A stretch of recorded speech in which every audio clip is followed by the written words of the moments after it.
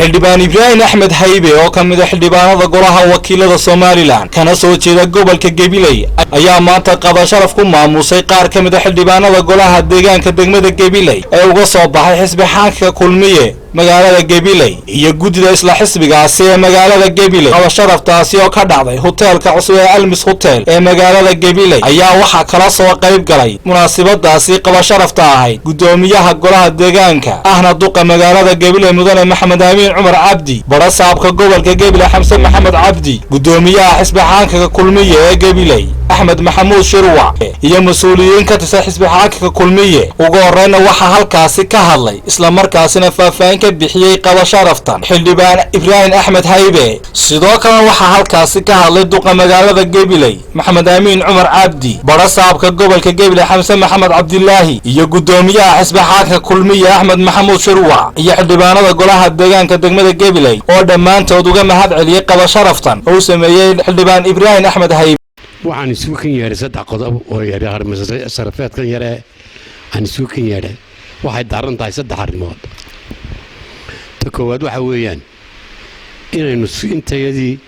intii loo magacaabay guddiga gobolka ee xisbiga in la isarkoonu saragno anigu markii hore maynaan isarag magacyadiinnuun baan hayay maalin habeenkii aan qorqorayay waan joogay laakiin maanaan iswada adag maynaan isarag marka taasi noqotay saragaynu saragnay talabaad waxa weeyaan inaynu dardargelino xisbiga iyo amuurihiisii maanta xisbiga gudoomiyihii iyo madaxweynihii waxay ku maqan yihiin Yurub maanta ay soo noqdaan waxay noqon doontaa in la bilaabo ama de axsaabta waxa iska bilaabmi doona ololayaashu way iska bilaabmi doonaan qaaran urun ba iska bilaabmi qorshaha iska iman doona hawlaha la geli doona hawlaha inta ka sii horeysa waxaan markaa isnay qoladii baraarujintaasi ha noqoto shan kastoo degmooyinka xafiisyada inaga furan yihiin in haddana la dhammaystiro wixii ka dhiman hadday tahay guddiyada magacyadoodii iyo xubnaha maanta waxa harimo sharafeedan inoo sameeyey ilaahay cibrigiisa ha barakeeyo xildhibaan Ibrahim oo ah xildhibaan ka tirsan xildhibaanada golaha wakiilada ee gobolka harimo sharafeedan oo daaranayd sida uu inoo sheegay xildhibaanku isbarasho gudida cusub ee xisbiga iyo dardargelin hawlaha xisbiga maanta waxaynu iib geynaynaa xisbi shiraban iyo musharax shiraban ayaynu iib geynaynaa xisbiga kulmiye wuu shiraban yahay intii uu xukunka gacanta ku hayay wixii uu qabtay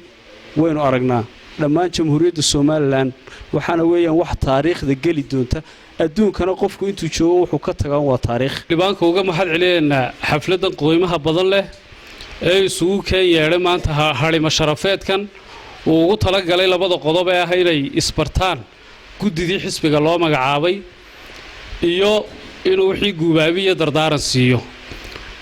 xildhibaan waanu kaaga mahad celiyeenna waa tu hore lagu yaqaanay aad iyo aadna ugu mahadsan tahay runtii inaynu weelayno baa muhiim ah dardaaranka xildhibaanka waa ruugcadaa waqtigan aynu joogno hawlaha inoo yaalana runtii hadaladiisaasi iyo hoga tusaaleyntiisaasi wax badan ay ka tari doonaan ahaan anagu gobolka tan ka waramo ka xisbi ahaan gobolka waxaan maraynaa runtii inteeda maanta loo magacaabay 17 xubnood ee gobolka jooga meel fiican buu xisbigu marayaa meel wanaagsan baan marinaynaa degmooyinkii waanu soo marnay xafiisyadii way noo furan yihiin si fiican ba u shaqeeyaan maanta isku xirkayagii waanu dhammaystirnay waxaan rajaynaynaa inaanu si fiican u duulno haddii la yidhaa rajo wanaagsanna waanu qabnaa runtii waxaan dhowaan rajaynaynaa in dad badan oo muhiimi xisbiga ku soo biiri doonaan dadka doontaan haddii la yidhaa taasuna waa tunoo qarsoon dad badan oo magaalada jooga oo muhiima runtii oo madaxa oo ku soo biiray dadka doontaan haddii la yidhaa dargelinta waliba heer gobol ah xisbiga kulmiye hadda ka hor anagoo ah xildhibaanadii golaha deegaanka xisbiga kulmiye ka soo baxnay ruuxaantii waxaa jirtay maalmaha ka mid oo sanad kale intuu noo miidgareeyey oo waxa weeye dardaaran dheer naga siiyey hadday tahay kaambeynkayga iyo hadday tahayba markaanu soo baxno ruuxaantii inaan ummadda ugu shaqeyno sida ugu quruxda badan leh waxa weeye taana waa ruuxaantii mid aan uga mahadnaqayno oo waxa weeye xasuustaasi si kastaba ahaatee qabasharaftan maanta loo sameeyey guddida xisbiga kulmiye ee magaalada Gabiley iyo xildhibaanada golaha deegaanka degmada Gabiley uga soo baxay xisbi xaanka kulmiye ayaa la xidhiidha sidii loo dardari gelin lahaa doorashada fooday nagu soo haysay madaxtooyada Somaliland ee la filayo inay geyga Somaliland ka qabsoonto 2017 Guuleed Cali Ibraahim Ilka Case warbaahinta caalamiga SBC magaalada Gabiley.